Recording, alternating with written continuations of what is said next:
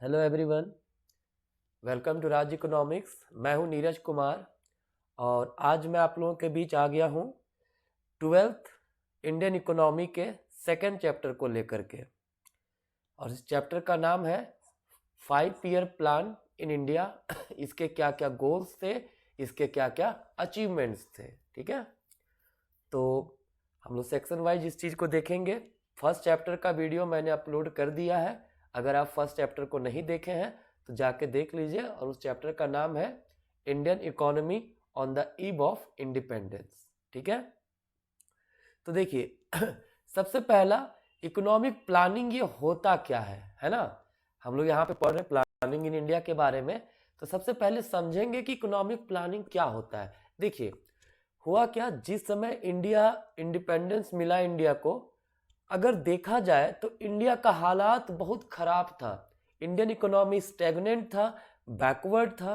ये चीज़ों के बारे में मैं डिस्कस कर चुका हूँ फर्स्ट चैप्टर में। ठीक है, तो अब इंडिया को क्या जरूरत था कि इस प्रकार से प्लान किया जाए, इस प्रकार से इंडियन इकोनॉमी को डेवलप किया जाए कि यहाँ से पॉवर्टी दूर हो सके, अनएम्प्लॉयमेंट दूर हो सके, जो रिसोर्सेज अवेलेबल है कंट्री में उसका प्रॉपर यूटिलाइजेशन हो सके। ठीक है, तो उसी के अंतर्गत टर्म लाया गया कि अब जो इंडिया को डेवलप करना है, कि वही नहीं करना है, एक प्लान के तहत इंडियन इकोनॉमी को डेवलप करना है। ठीक है, तो अगर हम लोग प्लानिंग की बात करें तो इकोनॉमिक प्लानिंग का मतलब होता है a system under which a central authority, जैसे इंडिया में एक सेंट्रल अथॉरिटी हुआ करता था जिसका नाम था प्लानिंग कमीशन। ठीक है, तो कहता है एक ऐसा सिस्टम जिसमें एक सेंट्रल अथॉरिटी होगा जो कुछ टारगेट सेट करेगा, कुछ प्रोग्राम पॉलिसीज बनाएगा, है ना, उन टारगेट्स को अचीव करने के लिए with in a fixed period of time.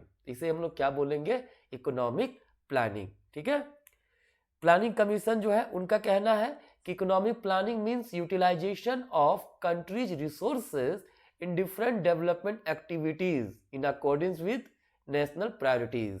मतलब जो नेशनल प्रायोरिटीज है, जो देश को जरूरत है, उसके हिसाब से कंट्री के रिसोर्सेज को यूज करना, उसे यूटिलाइज करना, ताकि प्रॉपर इकोनॉमिक डेवलपमेंट हो सके।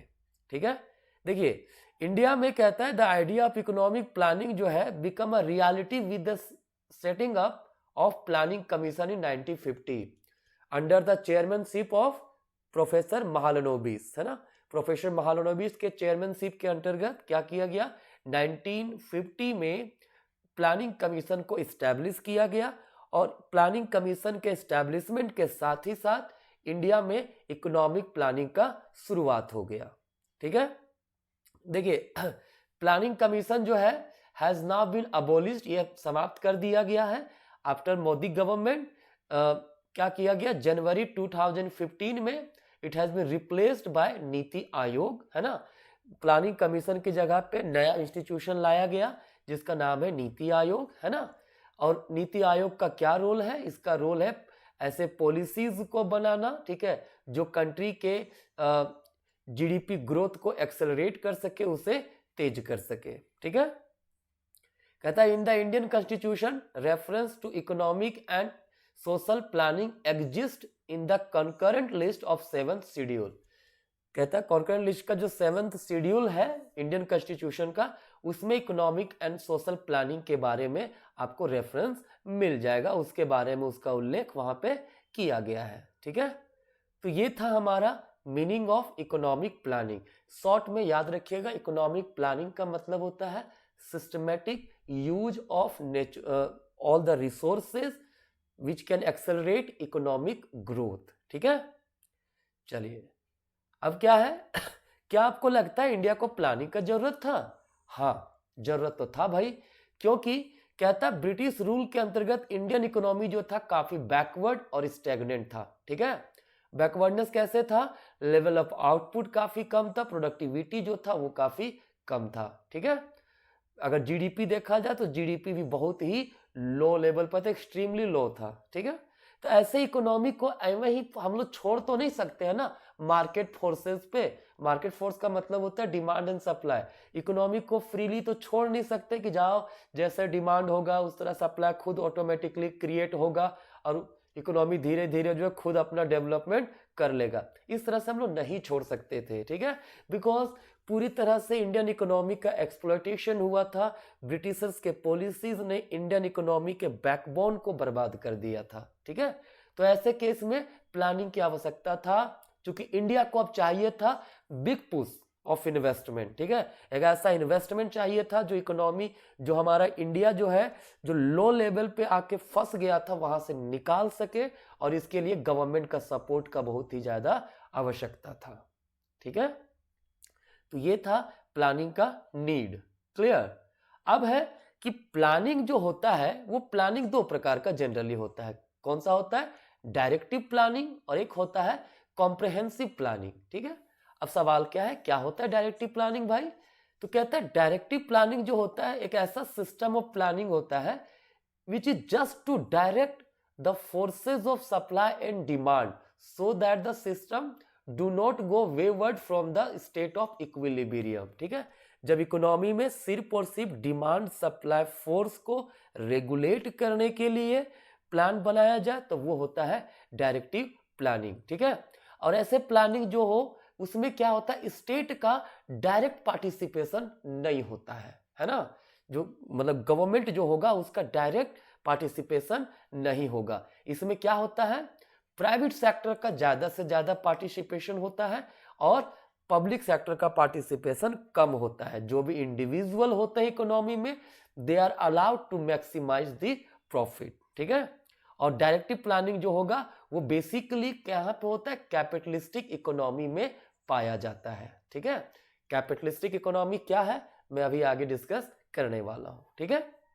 वहीं जब कॉम्प्रिहेंसिव प्लानिंग की बात किया जाए तो कहता है it is a system in which the government herself participate in the process of growth and development. जब गवर्नमेंट डायरेक्टली पार्टिसिपेट करता हो growth and development of the country में, तो वैसे प्लानिंग को हम लोग बोलेंगे कॉम्प्रिहेंसिव प्लानिंग, ठीक है। Comprehensive planning generally socialist economy वगैरह में और मिक्स्ड इकोनॉमी में पाया जाता है। जैसे इंडिया में जो प्लानिंग है वो किस प्रकार का प्लानिंग है, कॉम्प्रिहेंसिव प्लानिंग, क्योंकि यहाँ के प्लानिंग में गवर्नमेंट का डायरेक्ट पार्टिसिपेशन है, ठीक है। चलिए अब हम लोग बात करते हैं टाइप्स ऑफ इकोनॉमीज क्या होते हैं ना। We know there are different type of economies like capitalistic economy, socialistic economy and mixed economy, ठीक है।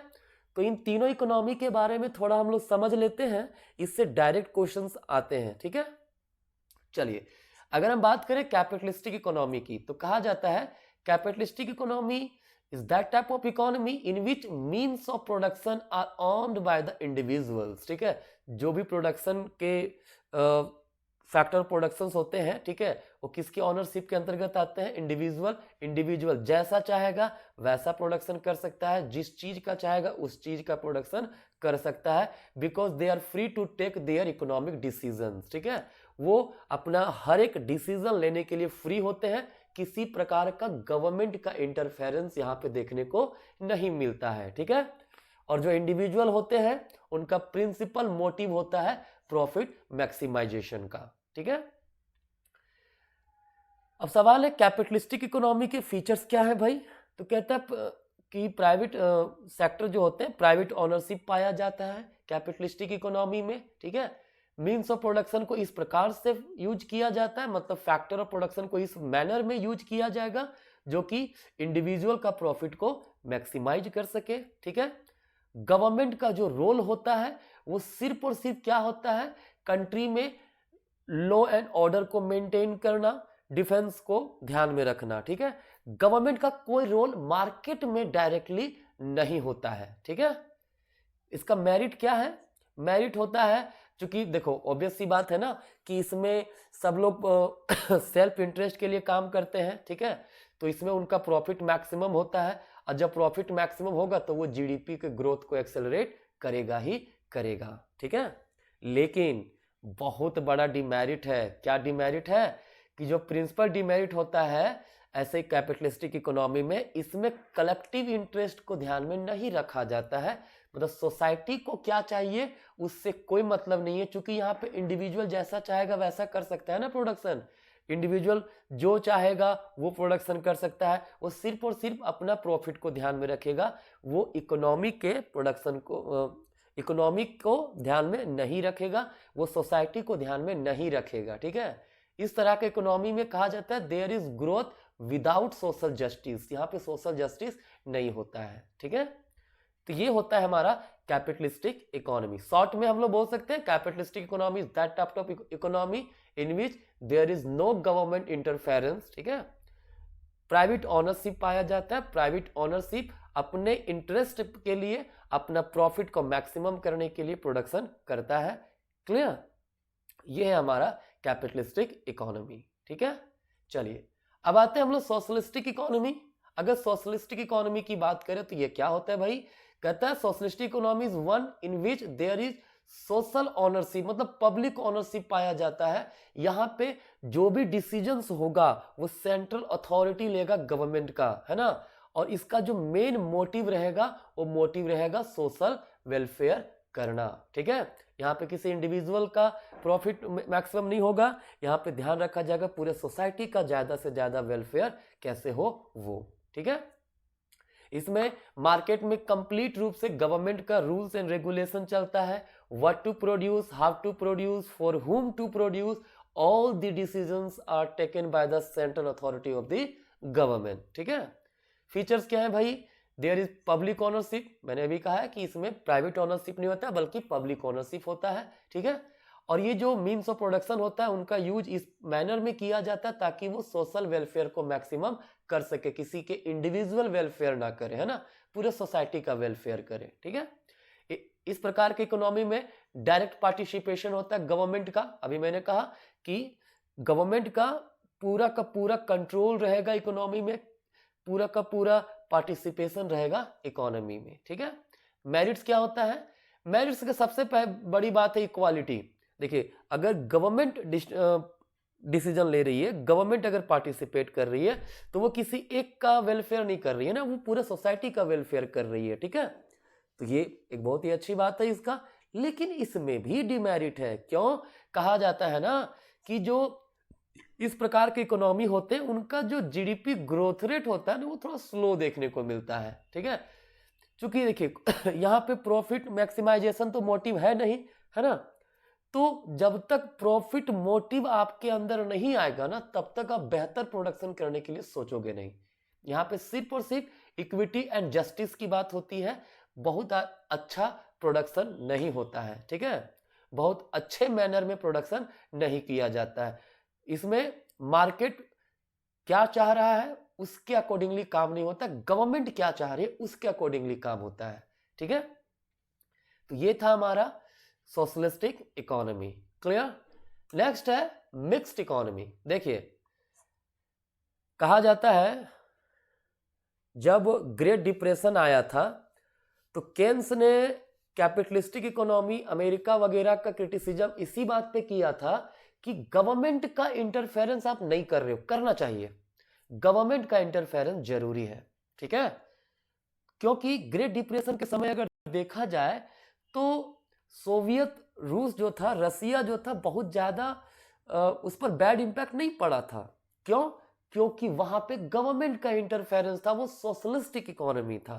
ठीक है, तो उसके बाद से समझ में आने लगा कि मार्केट को फ्री तो छोड़ना है, कैपिटलिस्टिक रूप में काम तो करने देना है, लेकिन कुछ ना कुछ रूल्स और रेगुलेशन भी लगाना है। ठीक है, तो वहीं से कॉन्सेप्ट आया मिक्स्ड इकोनॉमी का। मिक्स्ड इकोनॉमी क्या होता है, जहां पे प्राइवेट एंड पब्लिक ओनरशिप दोनों पाया जाता है, मतलब कुछ हद तक फ्री भी है, कैपिटलिस्टिक भी है, कुछ हद तक सोशलिस्टिक का भी गुण देखने को मिलेगा। ठीक है, कहता है यहां पे भी प्रॉफिट मैक्सिमाइजेशन का प्रिंसिपल होता जरूर है but with social justice, society को भी ध्यान में रख के होता है। ठीक है, तो इसके फीचर्स क्या है, मीन्स ऑफ प्रोडक्शन जो होता है they are owned by private enterprises. ठीक है, एज वेल एज गवर्नमेंट। ठीक है, गवर्नमेंट प्राइवेट दोनों का ओनरशिप यहाँ पाया जाता है। ठीक है, in the public sector production decision are governed by the principle of profit maximisation while in the public sector social welfare rules and rules. ठीक है, ध्यान रखिएगा, ऐसे इकोनॉमी में क्या होता है, प्राइवेट सेक्टर जो होते हैं अगर वो प्रोडक्शन कर रहे हैं तो वो डिसीजन किस बिहाफ पे बनाएंगे, प्रॉफिट मैक्सिमाइजेशन के बिहाफ पे बनाएंगे। लेकिन पब्लिक सेक्टर जो है वो क्या करेगा, सोशल वेलफेयर को दिमाग में रख करके प्रोडक्शन करेगा, सोशल वेलफेयर को दिमाग में रख करके डेवलपमेंट वर्क करने की कोशिश करेगा। ठीक है, तो ये है हमारा कॉन्सेप्ट ऑफ मिक्स्ड इकोनॉमी। तो आज के वीडियो में मैंने आप लोगों को बताया कि इकोनॉमिक प्लानिंग क्या होता है। ठीक है, इकोनॉमिक प्लानिंग के साथ ही साथ मैंने आपको बताया कि इंडिया को प्लानिंग का नीड क्यों था भाई, क्यों है नीड, है ना। उसके बाद प्लानिंग दो प्रकार के होते हैं, डायरेक्टिव एंड कॉम्प्रहेंसिव प्लानिंग, इन दोनों के बारे में डिस्कस किया। टाइप्स ऑफ इकोनॉमीज में कैपिटलिस्टिक, सोशलिस्टिक, मिक्स्ड, ये तीनों इकोनॉमी के बारे में मैंने डिस्कस किया। ठीक है, ये सेकंड चैप्टर का आपका फर्स्ट पार्ट वीडियो है, इसका सेकंड पार्ट भी आएगा इस चैप्टर का। और उस सेकंड पार्ट में हम लोग बताएंगे कि क्या गोल्स थे, long term goal of the planning क्या था, short term goal of the planning क्या था, क्या अचीवमेंट मिला इंडिया में प्लानिंग को ला करके, और क्या उसके फेलियर रहे, इन सभी चीजों के बारे में I discuss in the next video. तो कृपया करके वीडियो को पूरा कंप्लीट देखा कीजिए, दोस्तों के साथ शेयर कीजिए, है ना, ताकि मुझे इनकरेजमेंट मिले। चलिए धन्यवाद, आज का यहीं तक, मिलते हूं आपको नेक्स्ट वीडियो में। Thank you.